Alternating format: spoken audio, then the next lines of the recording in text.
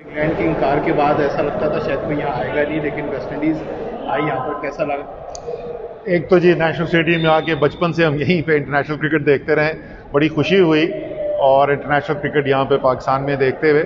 लेकिन साथ साथ मुझे वो भी थोड़ा सा लग रहा है कि इतना स्टेडियम में क्राउड, जगह खाली है। ये तो ऐसा स्टेडियम था जब कराची की आबादी से 1/4 होती थी तो स्टेडियम में बैठने की जगह नहीं होती थी।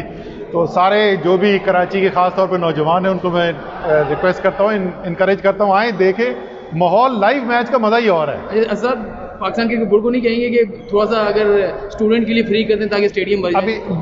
अभी बात हुई है, अंदर क्रिकेट बोर्ड के मेंबर बैठे हुए थे, उनके साथ मेरी बात हुई है जावेद कुरैशी के साथ, और उन्होंने रमीज़ राजा को मैसेज भेजा है।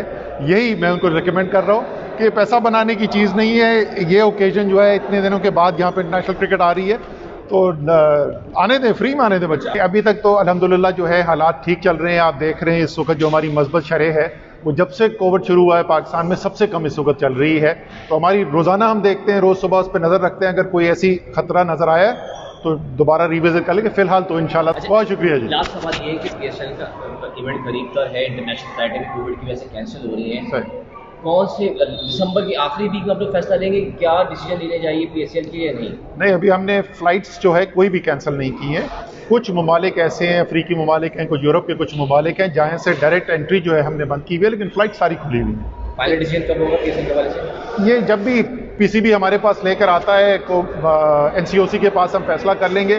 कोशिश हमारी यही होती है कि मौका मिले, मुल्क के अंदर इंटरनेशनल क्रिकेट हो, नौजवानों के लिए तफरीह के मौके हों, तो पूरी कोशिश ये करेंगे कि सारी 100% अटेंडेंस के साथ इजाज़त दी जाए। मेटा न्यूज़ की वीडियोस देखने के लिए मेटा न्यूज़ यूट्यूब चैनल को सब्सक्राइब करें और फेसबुक पेज को फॉलो करें ताकि आप आने वाली वीडियोस से बाखबर रह सकें।